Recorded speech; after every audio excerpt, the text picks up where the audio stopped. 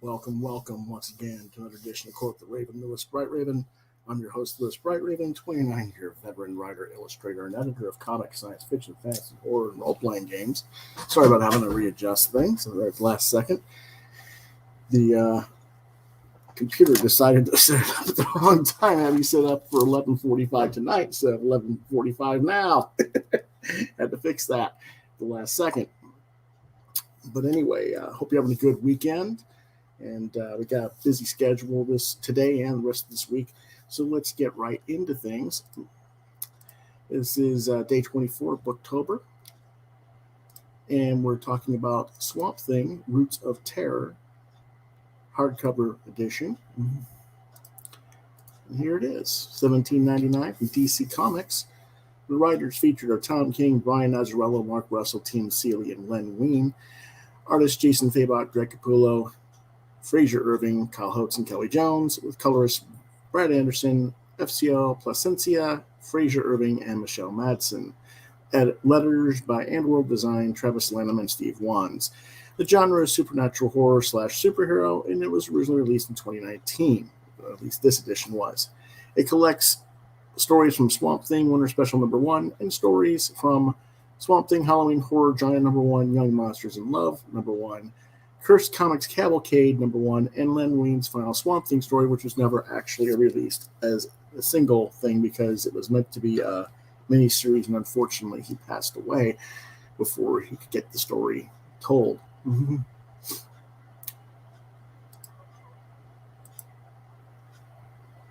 So what is this about? Stories. Well, the first story is The Talk of the Saints by Tom King and Jason Fabok, where Swamp Thing tries to protect and shepherd a lost boy through a winter wasteland as a monster hunts them at every turn. Will he get the boy to safety, or is the effort in vain? The next story is Hollow by Brian Azzarello and Greg Capullo.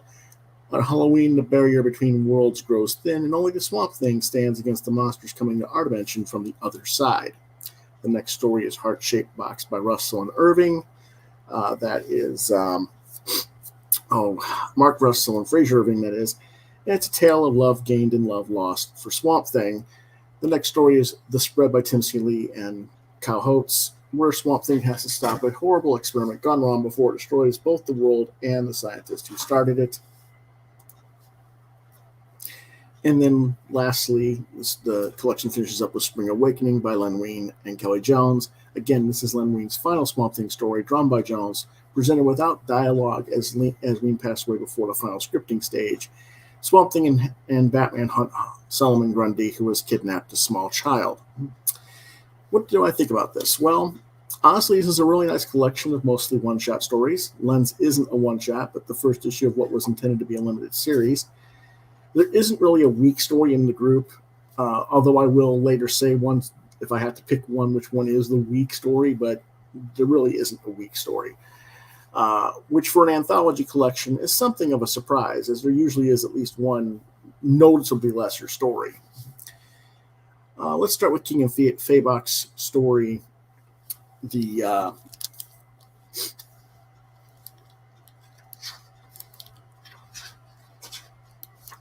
pardon me real quick here.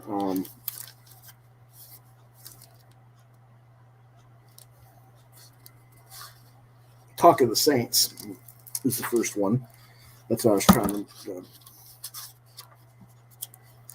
remember. Again, written by Tom King, written and illustrated by Jason Fabok. It's well executed. The reveal at the end of the story is only mildly hinted at and could easily be a surprise if a reader isn't paying attention. The only thing I didn't care for was the sports talk radio bookends that are on each preceding the main story and after the main story, because I really didn't see what they had to do with the story per se, but it's okay. It doesn't really hurt the story. So, and the rest of the story is really nice. Now, I'm going to go ahead and cut back here to the pictures and let you guys see some of his work. This is Fabok's cover to that.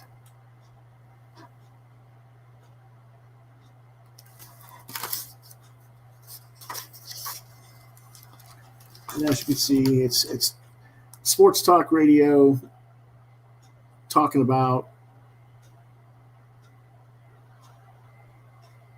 breaking down Sunday's game were the Saints, possibly assuming New Orleans, because we're in the Louisiana swamp. We're playing against the Gotham Knights.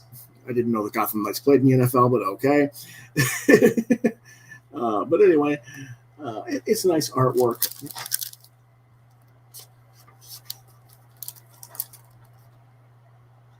And it shifts from the swamp into the winter icelands, and we see Swamp Thing sort of barely talking. You can barely make out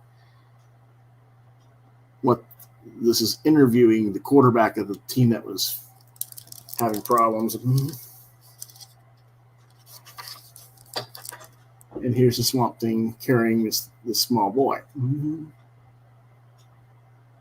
through the winter ice wastelands. In order to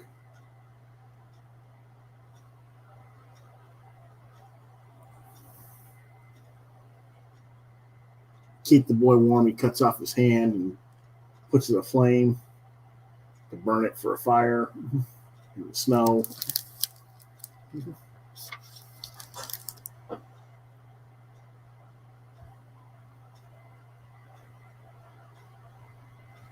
It's nice artwork by Jason Fabok.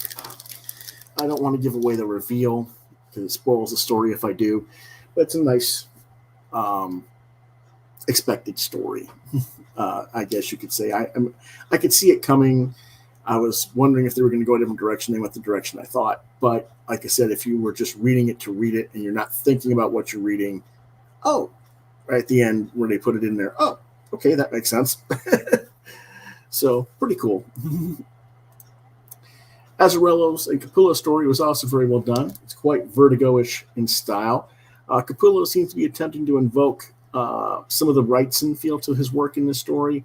He doesn't quite get there, but I really did appreciate the attempt at it.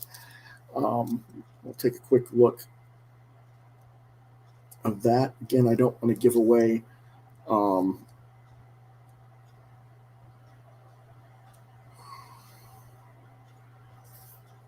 too much of the stories here, but this is Capullo's work. And she's telling these three seemingly older trick-or-treaters about her experience in the swamp where she saw a monster, meaning Swamp Thing.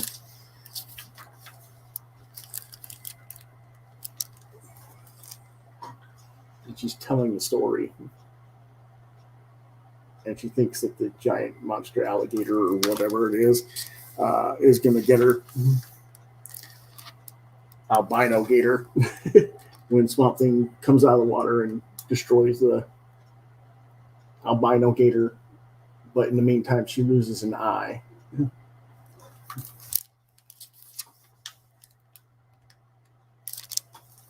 And then the reveal is that these are not actual kids. That are trick-or-treaters. They're demons from the other side. And Swamp Thing has to destroy them to rescue the kids that they've already kidnapped and plan to take over the bodies of. Pretty cool idea. Russell and Irving's Heart-Shaped Box is the story that I would consider the weakest of the stories, if I have to say there was a weak link in the book. Yet Irving's art is extremely strong. The main issue I have with the story is that it leaves you the ending leaves you wondering what happens to the female Terry Farms, the woman in the story, who is the girlfriend of target of affection for Swamp Thing in the story. Now, one can presume that she escapes the swamp and never returns, I suppose. And I don't believe this character has ever appeared again in the DCU again. I could be wrong, but I don't recall ever seeing the character. And I did a quick online search for her, and that seems to be the only story she appears in. So maybe I'm looking for the wrong thing. I don't know, but it's kind of a bummer. But it's a nice story, nevertheless. We'll take a quick look at some of the art.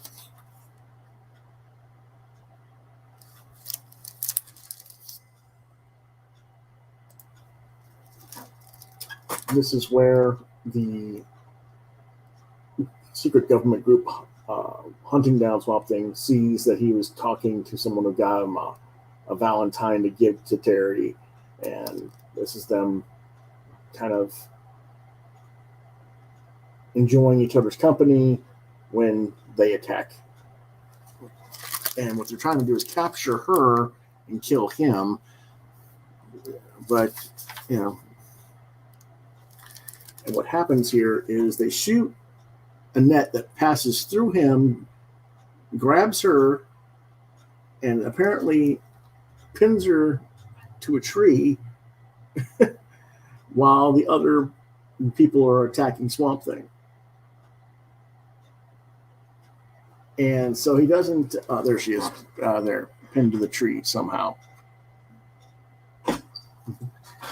And he doesn't kill the attackers. What he does is he just grows the swamp around them and makes them wander around. And they're just going to be stuck in the swamp wandering around for us, whatever's looking for natural lives. Or until the swamp kills them on its own. And then he doesn't even really free her or anything. It just says, goodbye. He goes in the swamp and that's the end. And I thought that was kind of a weird ending. Like I said, he never even releases her from the tree. What does she do? Just stuck in the net in the tree, can't get out. I would have at least thought he would have depicted that. But so there's that weakness there. That's what I'm saying. That's the weakest of the stories. I really did like the next story for the artwork, mostly Kyle Holtz's art in the spread. I probably would have hired Kyle to be the regular Swamp Thing artist at some point, maybe with inks by Jason Moore, if Kyle wasn't able to keep a monthly book schedule on his own. But let's take a look at his art. This is the story about the scientist who finds a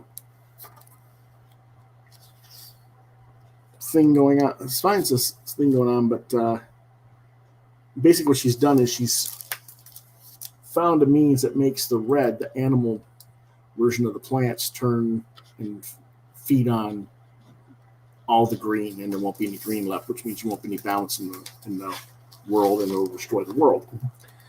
But this is the Swamp Thing fighting the virus that's in her body, which she's discovered. It's eating all the plants, destroying all the plant life. Really nice art.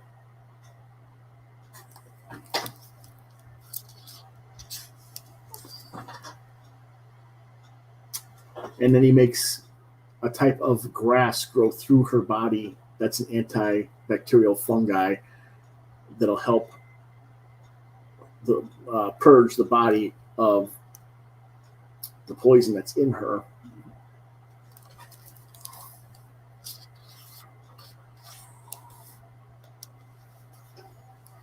And then he destroys all of her research after he purchased her, and he tells her assistant, don't tell her I did this to save her. I did it to save myself and the world, but not her, type thing. And basically, don't do this again, type thing. I was trying to save the world from her. There is then the last story, which is the editor's note about the history of Spring Awakening and where it came from. With the editor who picked it, and like I said, this was December 2017 when they actually ordered it, and I don't remember, a little bit after. But again,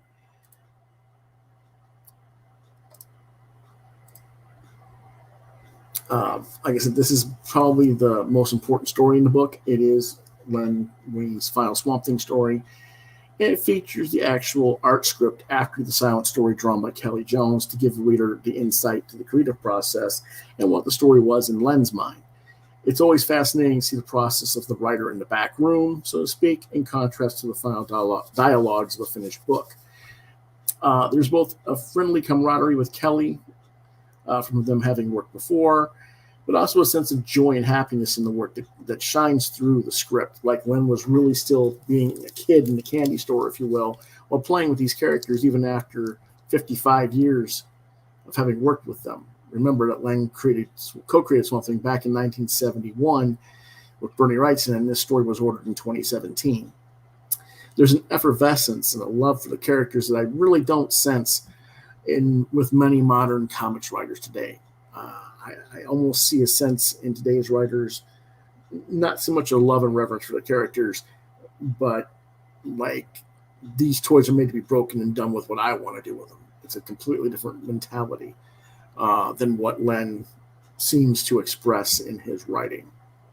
Kelly Jones does a nice job adapting the script to the visual stage, and it would have been quite interesting to see what Len's final written story cues and dialogue and everything would have been from the script and the notes in the script that you get to read, and what would have carried over to the final work. Overall, this book is certainly worth the money to acquire. I checked my copy out here that I'm showing you from the library, but I very likely will seek out a copy for my collection. It is recommended for ages 13 up, and I give it 4 out of 5 stars. Let's go ahead and take a quick look, though, at Kelly's art for this story, and that's the first page right there. It's sunset, pretty dark green tones there, but they are green. I know they look a little bit grayish rather than green, but they are a dark green. It's just my camera. And he's helping a bird build its nest by doing certain things with it and having fun with the bird. We cut back to Gotham, where a kid's being kidnapped. And the guy wakes up in the hospital. The kid's kidnapped by Solomon Grundy, as you can see.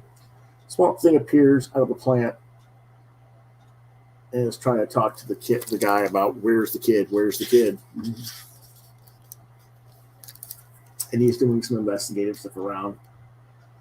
Doctors are returning, so he says, well, I got to get out of here. And he sneaks back into the plant, which grows some weeds, or grows some flowers, I should say, out of the thing that they weren't expecting. So that's a really cool scene of him saying goodbye to the guy as he shifts back into the plant, though. That's awesome.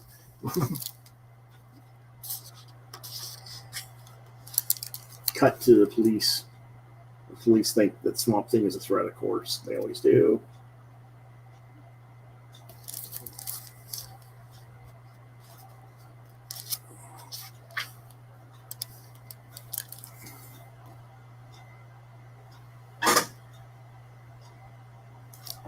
Outdoor rain. You guys might not be able to see, but the Batman is above them talking about different things. He's talking to Gordon. They're looking for Grundy.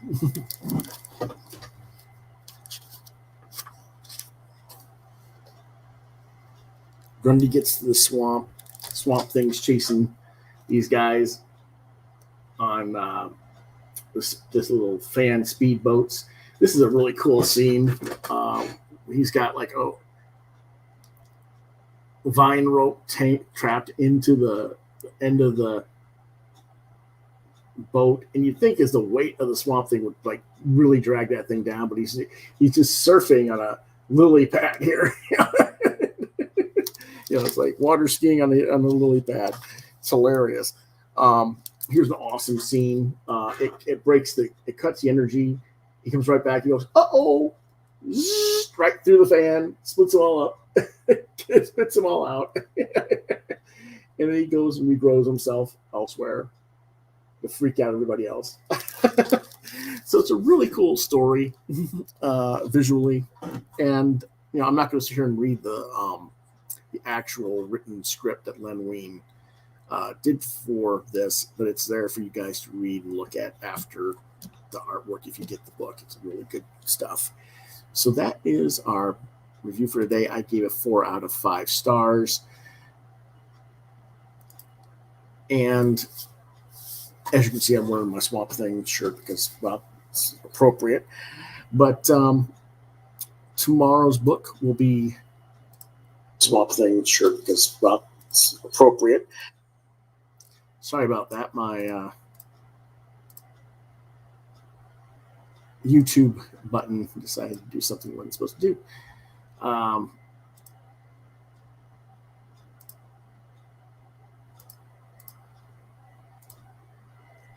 There we go. There's what I wanted to show you. Was tomorrow's book is an X-Men collection. It's the Hickman Run, Volume 1. I don't really know. It doesn't seem to have what story it's supposed to be from. It just says collecting X-Men 2019, number 1 through 6. So we'll see how that turns out. And then for the rest of this week, which it doesn't want to show because it's being silly. There we go. Whoop. Okay, what's it doing? There we go. As you just saw, we just talked about Quoth and Roots of Terror. Tomorrow's book will be X-Men by Jonathan Hickman, Volume 1, as well as crowdfunding book reviews. Tuesday, we will talk about Evermore Falls by Carl Slominski for Booktober Day 26.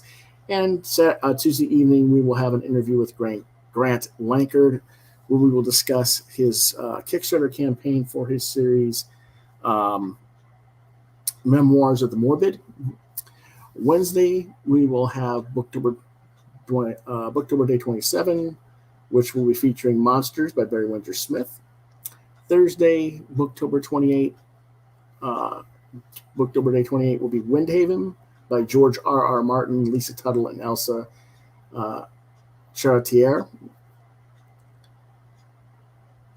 And What Did You Get This Week will also be discussed. Friday, Book 29 will be Nevermore by Harold Schechter. Saturday will be Day 30 of Booktober. We'll talk about Retrograde by Peter Caudron. And then we'll have classic horror movies on Saturday Movie Night Part 2. And then next week, Sunday, we'll close up on Halloween Day with Graveyard Wars by A.J. Lieberman and Andrew Sebastian Kwan, a live draw section, and Classic Horror Movies Part 3. So that is the moving schedule for the following week here, upcoming. We might also, we're going to try to also get another interview in there. I don't want to say who or when yet because we haven't got that finalized, but when we do, I will update the schedule. So there you have it, folks. I hope you enjoyed watching, and if you did, please do me a favor. As always, if you like the show or you think others might, please hit the like, share, and subscribe buttons to continue to get content from this channel. As always, I thank you for your time and for your support. If you want to reach out to me, I'm on Facebook at Lewis.BrightRaven, on Twitter at LewisBrightRave2. You can see my artwork at deviantart.com/BrightRaven. You've been watching Quoth the Raven, Lewis BrightRaven exclusively on YouTube. If you have questions, comments, you want to make a suggestion on topics I could talk about in future episodes, you want to commission artwork, Quoth the Raven LBR72@gmail.com is the address to reach me at. And if I don't get back with you within a day or so, try lewisbrightraven@yahoo.com. I got to get going. I've got errands to run before I can get to finishing up stuff for tomorrow's shows. So have a good day, and we'll see you next time.